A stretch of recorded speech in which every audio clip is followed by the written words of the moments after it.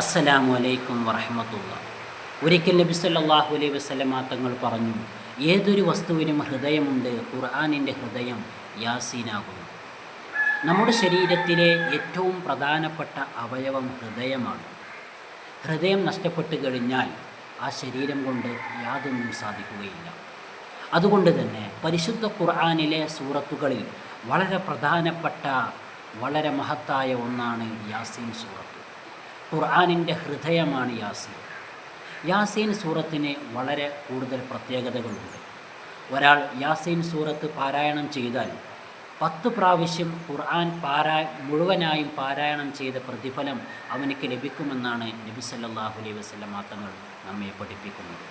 അതുകൊണ്ട് തന്നെ ഖുർആനിൻ്റെ ഹൃദയമായ ഖൽബായ യാസീൻ സൂറത്ത് കഴിയുന്നത്ര പാരായണം ചെയ്യുക. അള്ളാഹു തൗഫീഖ് നൽകട്ടെ. അസ്സലാമു അലൈക്കും.